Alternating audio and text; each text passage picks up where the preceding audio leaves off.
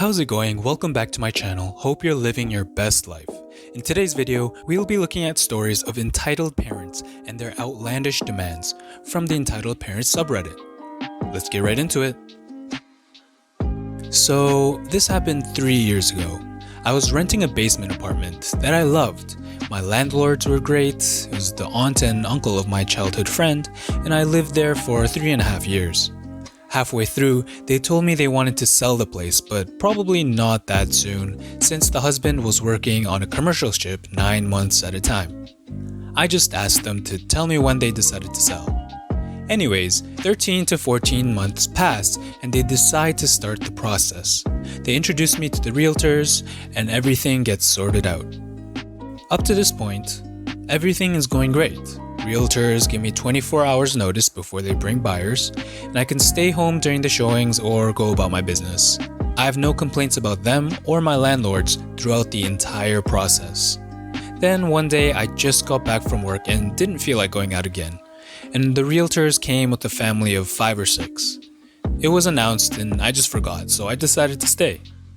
The family consisted of the mother, father, adult daughter, and 2 or 3 kids, can't really remember. The father was a real piece of work. Now, the thing is, I lived in a touristy town on the Mediterranean coast, and it was summer. People try to pull all sorts of cons here. I know you said someone lived here, but we hoped to stay a couple of days to get the feel of the apartment. What? This place isn't for rent. OP already lives here. Well, I can't buy something just like that, but okay, obviously we can't stay the night. Sorry, no, you can't. I live here. He moves on. Measures things left and right, wondering out loud if their large wardrobe will fit in the bedroom. How he wants to buy an apartment for his daughter because she wants to go to college here. Eventually, they pack up and leave for the beach. I saw them later. The beach was 2 minutes away from the apartment. The next day, there were no scheduled showings, so I decided to do one thing everyone does when they live right next to the beach: take a nap after work. But before my head even hit the pillow, I hear someone coming down the stairs. There were only 2 basement apartments, and my neighbor went away for the week. I get up and go for the door to spy, but before I even made it halfway there, someone rattles the doorknob and then 10 seconds later starts knocking. I was really confused and freaked out. I go to the door and lo and behold, it's entitled father from yesterday. I do not open the door. Who is it? It's me, the entitled father. We were here yesterday. What do you want? I want to measure the space in the bedroom to see if my daughter's wardrobe will fit. No, you're not getting in. But I can't buy the place if I don't know. It's for my daughter. Then call the realtor. They have all the measurements on file. I'm not letting you in. I'll buy this place and evict you. Good luck. I have 3 months left on the lease, and you can't do anything about that. My landlords told me that if the place sells before my lease is up, the contract will state that I can't be evicted before my lease is up. I already had a place lined up too. The entitled father starts cussing out and I hear him go away. I called the landlords and realtors after that. They were all mortified and worried. Someone like that just came to my place, tried to let himself in and threatened to evict me. The entitled father did not buy the apartment after all because the landlords refused to ever deal with him again. The realtors told him it was sold. To this day, I believe their plan was to find a place to crash at for a few days for a free vacation under the pretext of buying the place for their daughter. I still had to improvise webcams around the apartment to keep an eye on it while I was at work for the remainder of my stay there. I spent the entire summer not feeling safe in my home. Some people, man, it's a relief that the realtors weren't just about the money and stood their ground too. How entitled do you have to be to think that you can walk into someone's home while they still live there and demand something like that? You could at least ask, but this was uncalled for. This story happened earlier this week. To preface this, ever since the COVID lockdown, my church has been meeting online via live stream. This is extended to small groups which are now done through Zoom meetings. This particular week was much like the others in terms of small groups, Bible talk, cracking jokes, and discussing pop culture. However, joining us this week was my friend's aunt from out of town, the entitled mother of the story, who, from what I heard, had a tendency to have a holier-than-thou demeanor. At one point of the chat, we got to the topic of hobbies. I took the moment to discuss my hobby of gaming, my big mistake of the story. I talked about my gaming collection of different gaming consoles like the SNES, N64, GameCube, PS1, 2, 3, Wii, the Switch, Game Boy Color, and games that I've collected over the years, which my friends found to be fascinating. So, on to the story. So about 40 minutes later, I get a phone call from my friend's phone number. I picked it up only to be greeted by his aunt. Hello, OP. Entitled Mother? What a surprise. Well, I'm calling you from your friend's phone because I wanted to talk to you about something. Okay, what do you want to talk about? During the small group you mentioned that you had a collection of video games and video game systems? Yeah, what about them? Well, you see, it's just that strong Christian men like you shouldn't be wasting time playing video games. You should be dedicating your time towards getting married, starting a family, and teaching them the ways of God and the Bible. Wait, what? Remember, the Bible tells men to put away childish things, and video games are definitely under that category. So, what are you suggesting that I do with my collection then? You should donate it to a child in need. Better yet, my son loves video games and his birthday is coming up, so you should give it to him. I'm sure he'd be grateful. I'm not sure I would feel comfortable doing that. I'll tell you what, I'm in town until Wednesday. I'll call you back tomorrow, and this gives you plenty of time to pray about it. Hopefully God convinces you to man up and put away childish things. Good night now. I sat there for a good 15 minutes with anger stewing in mind over the audacity of this entitled mother. I wanted to call her back and curse her out until a light bulb went off in my head. At the moment, an evil Grinch grin had crept across my face. My mind had just formulated a perfect response to the entitled mother's request. The next day, I spent the day waiting for the friend's aunt to call me. In the evening, the moment came. I saw my friend's number ringing my phone, and the evil Grinch grin came back to my face. Why, hello, entitled mother. How are you today? I'm doing well. Have you thought about our conversation from yesterday? Why, yes, I have. What did you decide? Well, I prayed long and hard about what you said, and I spent some time reading the Bible. And?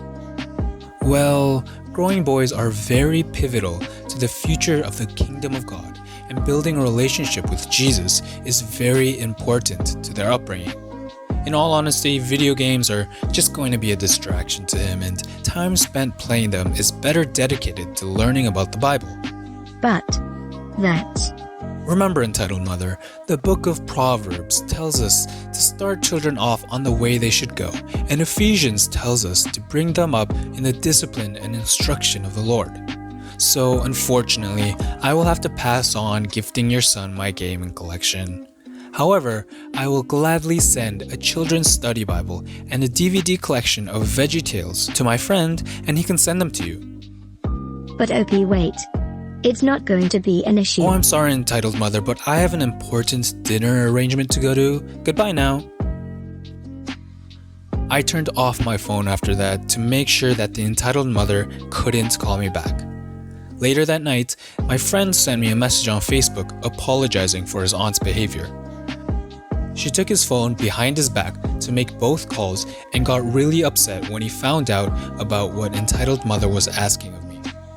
But at the end of the day, I still have my collection and my hobby. Mario Kart, anyone? This is the personification of trap cards and the Uno reverse card in real life. The Bible is full of things that you can twist and argue for and against. So, my father has always doted on my mother. Worked hard so she wouldn't have to and could stay home to raise the kids. Except my mother was a firm believer in what she called personal responsibility. I didn't wear those clothes, so why should I have to wash them? And that was to me when I was 9. By the time I was 12, I was doing the dishes, washing my own clothes, taking care of the dogs, emptying and cleaning the cat box, preparing my own meals, and a plethora of other chores on the family farm. All of us kids were in the same boat. My dad was always gone working hard to make sure we had a good life, while my mother was always watching Maury Povich, Law and Order, various court shows, and taking naps while us kids did all the chores and basically raised ourselves. She ultimately became incredibly spoiled and quite frankly, completely out of touch with reality. As it does, time moved forward and all of us kids moved away, got married, and had kids of our own. I specifically moved to Europe, over 3,500 miles away. The family farm suffered a bad fire and was passed into other hands, and my folks moved into town. My dad still working hard, while my mother still stayed at home so she could watch Maury, Judge Judy, and other trash TV. Ever the same and unchanging.